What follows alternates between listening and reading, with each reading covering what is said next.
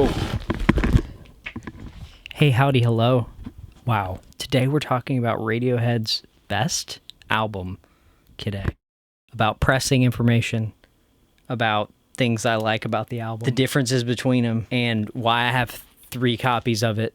I really appreciate you taking the time to look into some of the differences between these copies. I have a full page of notes, how it differs from the digital, what's the best one, what's the differences between the artwork, the novelty, the so many things. But most importantly, you guys are here for the vinyl. You know, if you're looking at the different ones on Discogs, why is this one $100 more than the United States one, which is even less expensive than the worst sounding remaster Kid Amnesia? It's all confusing. I'm here to help you. We'll get into some of the controversy regarding the pressings, what I think is the best based on my experience and what I've read. Y'all ready? Okay, y'all. I genuinely did not think it would be that dramatic of a difference between 3 different pressings of the same album that I've heard so much. Let's talk about the 2000. This one is the loudest. It could be more sibilant depending on your pressing. It could have some clicks and pops depending on your pressing. This has the most dynamics out of any of these. Funnily enough, there's no limited edition pressings. None of them say anything special. No colored pressings. They're all in black. On a 10-inch, with the exception of the 2016 US, apparently, and the Kid Amnesia remaster, which was done in 2021. And there's some controversy. Some people were saying, why wasn't it just done on a 33, 12-inch, or even a 45? The only information I found as to why was side B goes to 15 minutes and 29 seconds, just above the usual 15 that you could squeeze on. But that, I think you could still squeeze it in. Because even on side D, you have the track Untitled, which was cut from 52 seconds down to 3 seconds. It's very possible this could have been done that way, but they didn't because you'd get possibly intergroove distortion toward the center of the vinyl. I don't know. It would be amazing to hear this in all of its glory in a 45. Nevertheless, we have this beautiful copy. This is my absolute favorite sounding go-to copy of this now. It's got some scratches, some pops, and some clicks. There are aspects of this that don't have the same charm as the pure pristine Kid Amnesia mastering. Maybe the weakness between this and the US is that the price tag on this one versus this one, roughly like $100. It is an entirely different experience than the digital. The stamper on the 2000 EU UK pressings are the same. You can look at the back, you can look at the barcode. It's gonna say slightly different things, UK and some words, but it's gonna have that box barcode, and it's used the same stamper. 2 different jackets too. The spinal looks slightly variated. They just use 2 different jackets. It's the same stamper. Of course, the difference between the US and the UK is distribution. So this one is Capital, this one is Parlophone, as denoted by this little section of the label. That's why this is going to stay on my shelf. It might be the best way to experience this album. You know, like when you hit those dynamic parts of the song that just hit you so pleasantly. It is like the national anthem when the tubas come in and fill up the low mids. And it's not crushed. It's full and it's present, especially in Limbo too, when you need that. Unlike the Kid Amnesia, which doesn't really have that same electronic punch. It has subbiness and it has cleaner top, maybe. This has a flatter top. That is the one weakness of this. Could just be my pressing too. You go back to In Limbo and you play it through on this versus the digital, and National Anthem on this versus the digital. This is more pleasant than the digital. It's more pleasant than some of these other ones too. It's unbelievable how much different this one is. So then, you know, if you can't get the OG, which is like $100 more than a US Capital, whatever, your next option is basically like a 2008. Mine is a 2012 Capital. You can look at the reviews. A lot of people say it's by no means a disaster of a pressing. Some people it is. Probably the same. I haven't heard it myself. I imagine these are all going to be in the same league. This is the American pressing of Kid A, 2012. I thought, this was the first version I got, I thought it would be the best one. So I picked it up with some other records that got a great deal on it.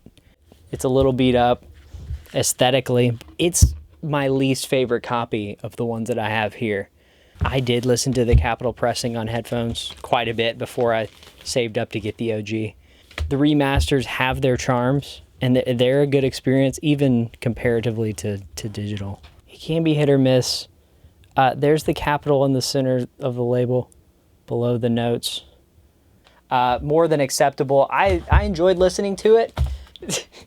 The Amnesiac, though, treble boost and most of the dynamics are there, and it's really flat and clear pressing. It's partially to do just because it's 2 decades newer than the OG. The other pressing you can get that I do not have, because why would I do that when I have the OG, is the 2016 US 12-inch.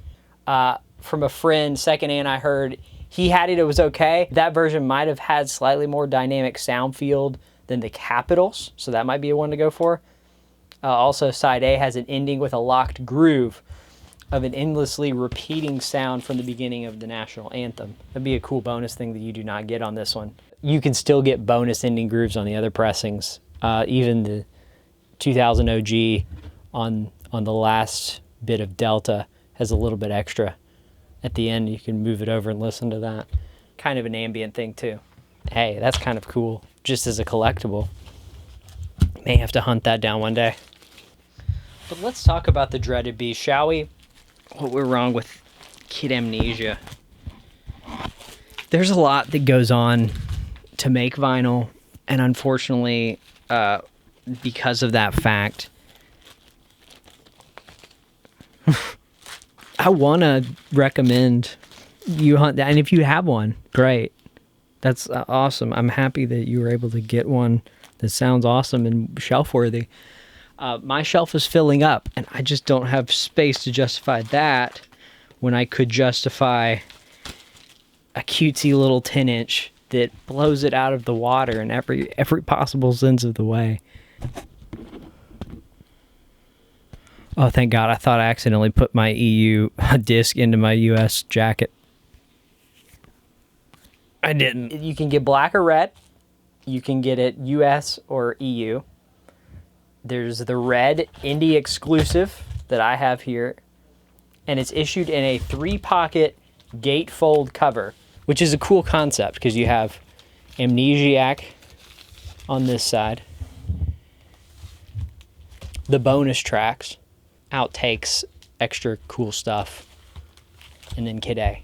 Now, I put them in these sleeves. I want to do a video talking about the outer sleeves and how to make it, most maximally functional for storage, preservation, and easy access playability. But this one, mine, is okay. It's acceptable. There are some clicks through Pyramid Song, which is one of my favorites on Amnesiac. And there's some weird stuff, mostly just mastering stuff I don't like, I'll talk about. But on the US Kid Amnesia, it's horrendous. Almost every song has issues. This is also what it says. It was mastered by Beats by Dre, pressed at Kellogg's, Snap, Crackle, and Pop, and shipped by Joe Montana and David Beckham. So you can take your chances on this. It does have that clear top. It's a little bit subbier than the OG, but it does lack that low-mid punch. It's noticeable on Idiotech too, because it's just less contrast, separation. It's a little squished together, compact, and not wide, not as moving. It does have some cool bonus on that extra disc. I mean, if you're a completionist or you love strings, you have to love strings in order to buy this. Mine has some spotty clicks and pops on like 3 whole tracks, C2 to C5 on Amnesiac, and some surface noise on the left channel. It's not my setup. because it doesn't do it on anything else. And, you know, you just take what you can get with this one.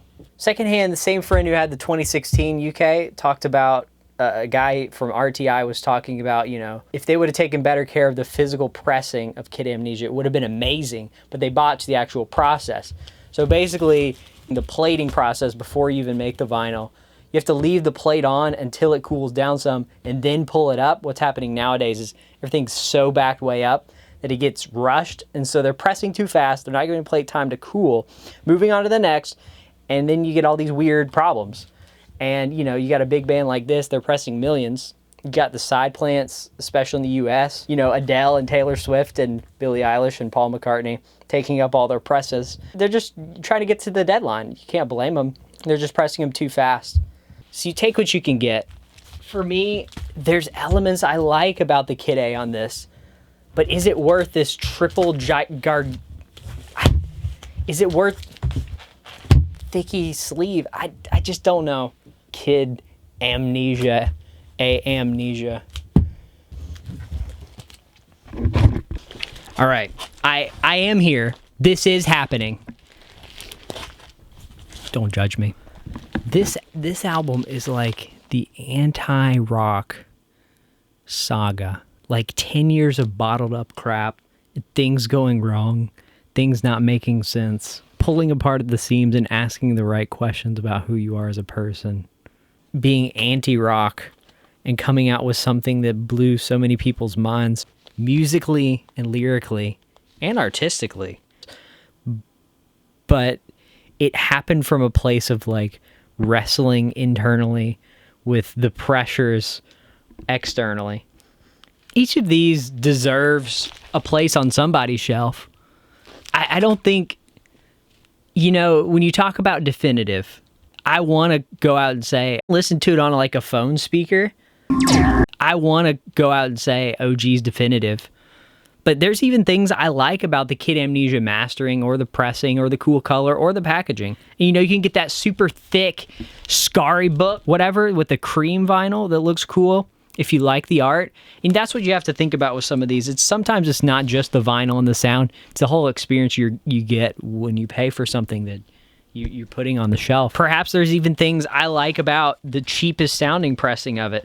Now, it's not necessarily the music. Morning Bell. But I like that it's cheap. You can get it in the US. And most of them were kept well. You know, each of these vinyls has the right place. You know, everything in the right... I'll keep going. Sometimes the mastering, you know, if you don't like how sort of rounded the OG is as opposed to the nice treble boost you get on some of these. Also the playing experience, flipping a disc every few minutes versus Amnesia, where you literally just leave it on A, leave it on B, and you vibe. There's something to be said for that. I personally go for the sound quality. For me, that part of keeping that on the shelf is worth it. The fact that it's historical, original. I will say, too, some notes about the music. For me, I listened to it for the first time all the way through in one sitting at like 4 a.m. And that sort of headspace elevates aspects of the music, too. Blasting the music, cranking the music, be it in your car or in your listening room. It changes the experience. There's some really amazing moments on this album. There's different ways to listen to it that are valid. Kid Amnesia was such an interesting experience, not only because, you know, it sort of gave me a different experience than Kid A, but, you know, having to go through the US and now the EU copy in the red, it totally gave me a brand new appreciation for Amnesiac. And, you know, I guess for whatever reason, I didn't realize it was written in the same time period as Kid A. I didn't really listen to Amnesiac at all. And listening to it in the context, in the background of Kid A, suddenly made me realize that it's like when you find like cool expansion pack to a board game that you really love. Or like when you buy that add-on DLC to a game that you've loved and played for literally 20 years. I really hope this video helped justify, you know, what Kid A, Amnesia, Amnesiac experience needs to be. For me, it's going to be this. For y'all, it may be this. For others, maybe you want to give this one a spin. And hopefully you find yours. You're entirely valid. And for the record, keep on grooving your way. Wait, one other thing. Worked at a bakery. Me and a coworker would walk through when we see each other at the start of the day. G'day, mate. G'day, mate. G'day, mate. Anyway, shout out to Marcus and John from the bakery.